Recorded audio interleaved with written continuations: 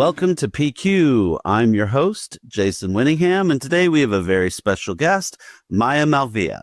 Maya, would you like to introduce yourself to us? Yeah, definitely. Hi, Jason. My name is Mayank Malaviya. I am from India and currently situated or based out of Gurgaon, which is in the capital of the country.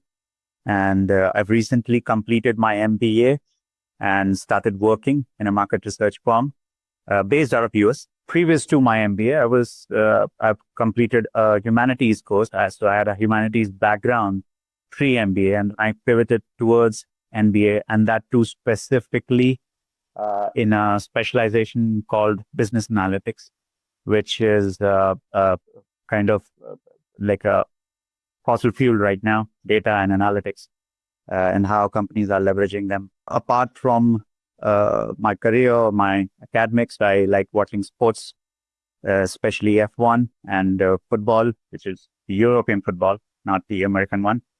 And I like gardening as well, and a little bit of cooking. Nice. I like that. If you were to classify the field or type of work that you're in, what would you say that is overall? Yeah. So I am currently working in market research. So from end-to-end stuff, like from understanding the problem statement defined by the clients, to data collection, then analysis, then reporting, and then the strategy part as well, where we are recommending people what kind of decisions they can take, be it related to, launch of a new product, or it can be related to entering new markets, a lot of things. Yeah.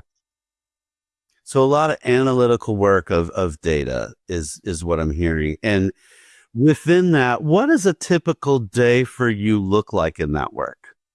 Yeah. So a typical day, like we have different teams. So some people work on the questionnaire part, preparing a questionnaire. Some people work on programming part, where they're designing these survey forms or the portals that we use. Some people, like mostly we're outsourcing this stuff, but some people are working on selecting the focus group or the people who we are going to interview, right? And then the analysis team is there. So I recently joined the firm. I've recently completed my MBA, and right now a typical day for me looks like I'm currently going through the training process. So mostly related to learning different techniques, highlighting specific insights in a report, and the analysis and reporting part. So that's where I'm working. Yeah. Awesome. And so is this something that you've always been passionate about, or how did you get into this field? Yeah. So as I already mentioned, I have a humanities background. I have a humanities undergraduate degree in political science and sociology. So I was preparing for certain exams, government exams, prior to this. But while I was preparing, and while I was also preparing for CAT, which is basically one of the toughest exams in India, and CAT scores are considered for admission in MBA colleges in India. So while I was preparing, I was also searching for opportunities to gain as much as experience as I can. And the first experience, I would say a short experience in form of an internship, was in the Patna High Court, and it was related to digitization. So we were digitizing the whole court and the 36 district courts that were associated with that High Court, and it starts from scanning all the old previous documents and digitizing them, as well as creating a new portal for people to access those portals to file new cases, and all the processes related to filing a case could be displayed through that portal. So first of all, it would be easily accessible to everyone. So people don't need to travel anymore to go to the court and find out what's the status of their cases and what's the next date of their hearing. Instead, they would just log into the portal and enter their case number, and all the updates related to that particular case would be there displayed. So accessibility as well as scalability was the two major things that were happening that would digitization would be helping in that. And I was part of that digitization team for 2 months, and I learned to deal with data, work with data, and that's where it kind of clicked.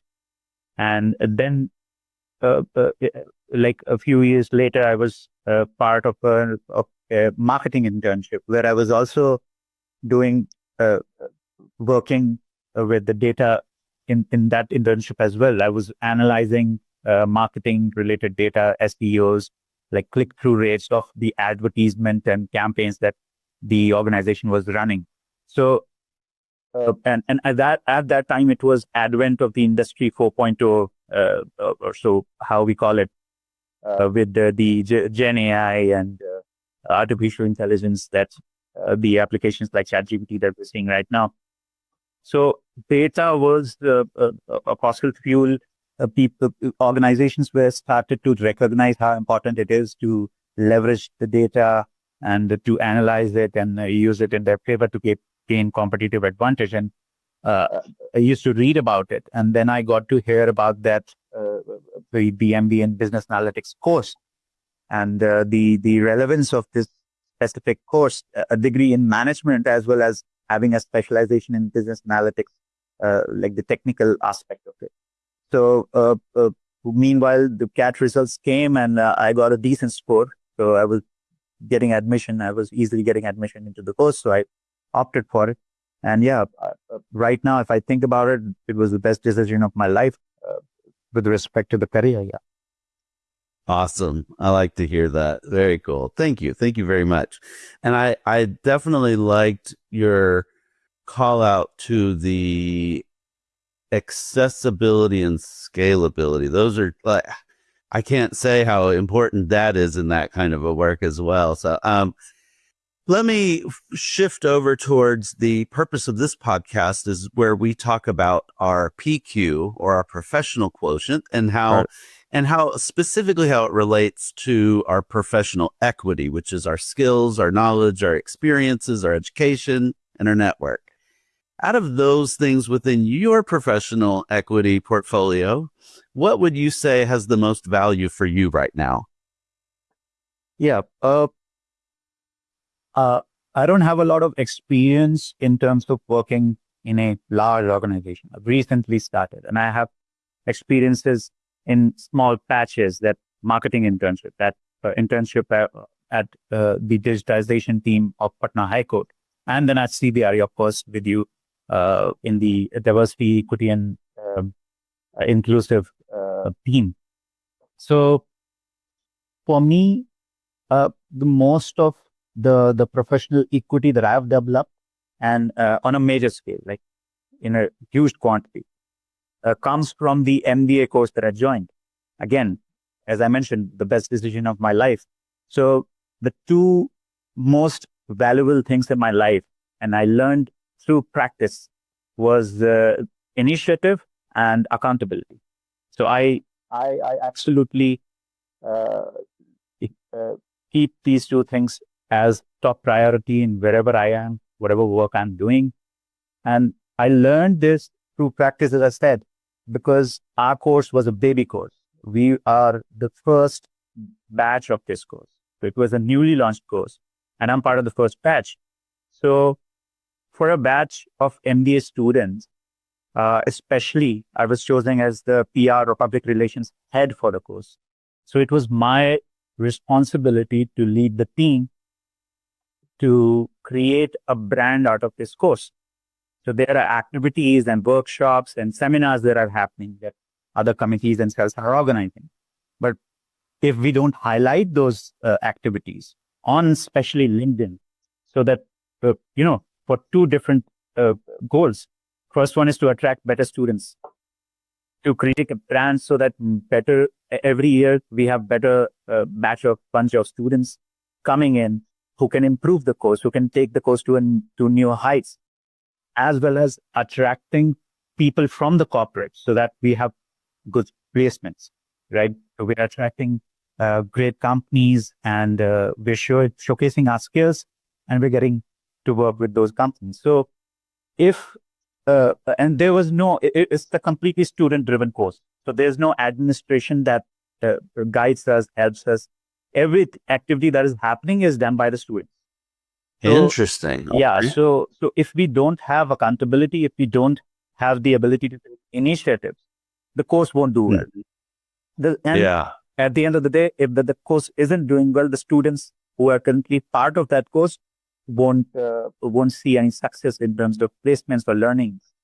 So that's where I learned accountability and initiative, and then got to practice it during my summer internship at CBRE. So for the which further reinforced the idea of taking initiative and accountability. And for even on a personal level, if you want to grow and if you want to achieve your goals, so these two factors or these two characteristics of any human being just create a shortcut to achieve those goals. Absolutely. I love that. Initiative and accountability are huge. I would say that that really embodies self leadership and team leadership Right. both. And I like that you gained experience of leadership in that class as well, because when you were saying you're leading, those things are so invaluable because there's a lot of times when students will go through school, but they never actually get the opportunities to lead something, to take ownership of something like that. And it sounds like by having those opportunities, it's really developed you because you can now step into other roles because you have that experience. So even though you started this by saying you don't have much huge corporate experience, you actually have great experience on leadership and those accountability and initiative, which is amazing. And that's a very valuable part of PQ because that helps you have access to more opportunities in life. Right. Have there been obstacles that you had to overcome in developing that? Yeah, definitely. Uh, Having the ability to take initiatives everywhere, and as well as like holding yourself accountable creates two major problems, right? In terms of confidence, which kind of Sure. shakes your confidence. The first thing is when you're overstepping your boundaries, you're taking too much initiative, and you don't realize the amount of work that you can do. Obviously, there's nothing wrong with doing extra work and doing new things or trying new experiences and failing at it. That's part of learning. That's how you evolve. But when you overstep and there are certain results attached to it that can that hold huge importance. So at that time, you need to realize that you don't need to overstep. So a line needs to be drawn somewhere. And secondly, if we talk about accountability, and if you're practical, it can lead to a lot of self-criticism. So, so you need to be critical of yourself, obviously, but at the same time, self-introspection is something very different than self-criticization. So failing is not bad, but like self-introspection needs to be there. But yeah, over criticizing yourself can sometimes shake your confidence. So these two things are very important, and you can just learn through experiences. That's it. And the second challenge that comes to my mind is related to the team that you're working in. So sometimes when you're taking too much initiatives, and every single individual expecting every single individual to have those things, having accountability, having the ability to take initiatives is not cannot be justified. And so you have to balance that somewhere, so then you're not overstepping your teammates as well. Mm-hmm. That's a great call out because when you are working on a team, it's almost like we have to really understand each other's boundaries. This is your role, this is my role, and then respecting those. But coming up with where those boundaries are is challenging because when you're a new team, you don't know, do I need to lead more? Like, do I need to take this? Like, is this conversation or is this group work going to succeed as it currently is, or do I need to modify my approach so that I can help spark something? So I like that call out on that for sure, because learning to work with other people is a huge thing. And then that self-critical voice. This has come up a lot in conversations that I've had. What do you personally do when you know that that voice is too much negative, too critical? Right. So uh, it happens with all of us. I think no matter how practical you are, you'll have sometimes you'll be in situations where you're overthinking and over criticizing yourself. But I think uh, talking to your peers can be one way of doing it. One major thing that has helped me, I was fortunate enough to be selected by a very respected and experienced person in the corporate, and he selected me as his mentee after some few interactions. And having a mentor can be a major help here in this area, especially when you're not inexperienced. I mean, anyone who's below 30 doesn't have enough experience to critically evaluate things and knowing the rights and the wrongs, because you learn those things with experience. And so having a mentor can help a lot. And not just it's not just about finding a mentor forcefully. When you connect with a person, you just realize that talking to that particular person can solve a lot of problems for you. So apart from mentors, also you can have your peers who are practical, and they'll obviously always give you a good advice. So you can just talk to them and discuss few things, and sometimes your peer can give you great advices. So talking, I think, can be a lot helpful. Awesome. I think that's a very helpful answer. Thank you. I like to ask that when anybody mentions that self-critical voice, just because it does seem to be pretty universal. It seems like most people have that at some point, and each of us has our own ways of kind of navigating that. So I love the idea of you talk with your trusted peers, your mentors, people that you're able to talk to and get some valuable insight, because most people are harder on themselves than anybody else is going to be on the outside. Like you could be beating yourself up about a project. Oh, it's not good enough. And I could look at it and go, this is amazing. I can't believe you did this. Right. And so I think it's very helpful to have conversations with others on that. So thank you. That was great. Are there activities that you do to continually improve yourself that might raise your PQ?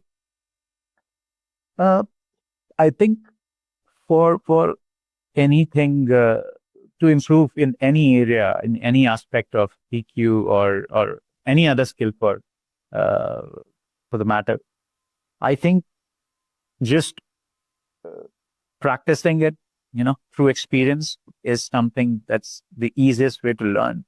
You'll fail a lot, but you'll get to learn the areas where you need to work. And as long as you're improving, you're noting down those gray areas in your skills or uh, with the kind of work that you're doing. I think there's always scope for improvement. And when you're learning, it's a good thing. Failing doesn't matter. Yeah. So practicing more and more and through experience, it's a pretty simple way to just get better at it. Absolutely. And if someone were look on the outside looking in at you and they said, I would love to do what he does, what kind of advice would you give to them? I think the first way you can just develop these skills is by acting before anyone else asks you. So there's a we can take a look at problems in two ways. There are some people who just like to point out the problems, but I personally like to find a possible solution before I even point out the problem. Because if I'm not helping at solving that problem, I'm not contributing to the team. Right. So my advice is act before anyone else asks you. Right. If you're in a company, if you're in a course, just like I was, the MBA course, think of it as your course, right? You think of it as part of your life. So just like you do things for yourself, for your people who are in your family, without them asking for it, in a similar way, you can just work your way through by just acting before anybody asks you to act on it, right? And the second thing is that always think of it like there are some people who act differently when someone's watching, and then the behavior totally flips when nobody's. Yes. So be real and be the same person in both of these environments. So it'll help you improve yourself. Yeah. From what I heard out of that, it's be authentic and be proactive. Right. Right. And I like that. Both are very real and very. That's just. It's so true, because when we have integrity, and we are the same whether we're being viewed or not, this allows us to always shine at our best. Because if you're acting differently, in my thoughts, is if you're acting differently when you're being watched, then when you're not being watched, you're probably not being proactive, and you're probably not doing what you need to do. And I liked your call out too about when you point at a problem, have a possible solution. I would add to it that there are some times when you might not have a solution for a problem, but you don't want to just point at the problem, because that doesn't really help anybody. But you could say, I'm seeing this problem here, and so far I haven't thought of a solution, but I've been thinking about XYZ, or, thinking to get groupthink and get other people's ideas on that. Right. But I like the idea of not just pointing, there's a problem, nobody, that's not helpful, and it doesn't build anything up. For someone who wants to develop accountability or being proactive or taking initiative, I think being honest to yourself is something, again, self-introspection comes here. Being honest to yourself is something that helps a lot. So always be honest to yourself. You can lie to others, but don't lie to yourself. If you want to improve, obviously, yeah. If you want to improve in life, if you want to achieve your goals, so being honest to yourself. Agreed. Yes. If you can't be honest with yourself, who can you be honest with? Right. But hopefully, that's a good call out too. I like that. As part of these podcasts, I like to ask two more additional things. The first is there anything that you would like to spotlight or share an additional thought on? And the second will be if you have a recommendation for a guest. In terms of recommendation, I would avoid taking a name, because I'd rather say the kind of person that you can ask to join this podcast. Sure. Who can contribute greatly. So I think there's one thing called quiet leadership, where you don't necessarily hold big titles in terms of any team, but they consistently demonstrate skills of leadership, and again, taking initiative, following through, and especially empathy, uplifting others, right? So these are the skills of being a quiet leader.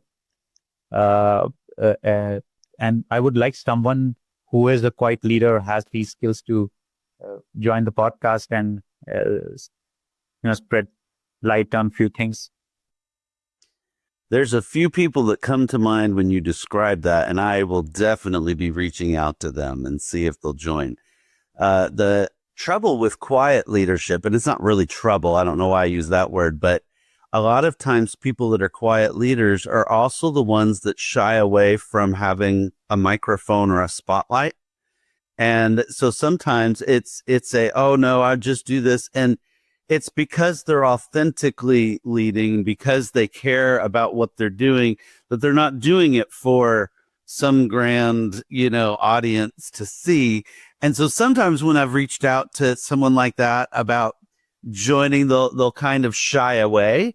But Right. I think that because the purpose of this podcast is to really share for others that are coming after us and make their way easier from learning from us about what we do and why we do it, that perhaps we can convince them to join. So I appreciate that. Thank you. I'd like to add one thing.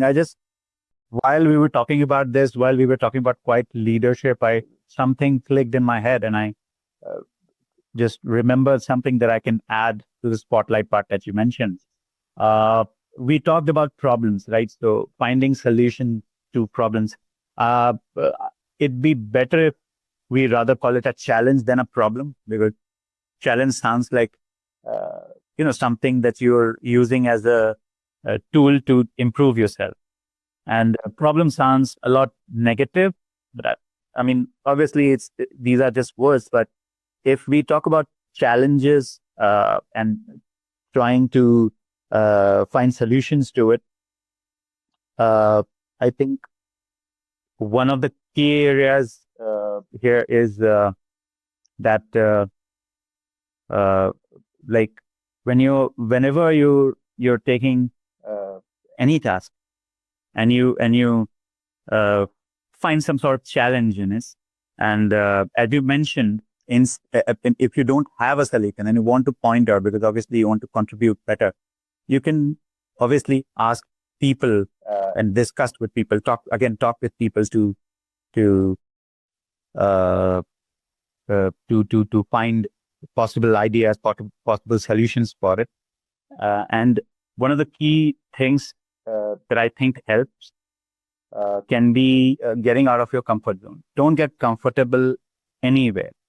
So if you want to succeed in your career, I think getting out of comfort zone is something that is necessary. And I can take a look at any top leader or the person who has been successful in his life, and you'll find this, that they like to get out of their comfort zone.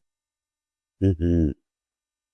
I think that is brilliant advice. And I like that we're ending this conversation on that note, because it is so true.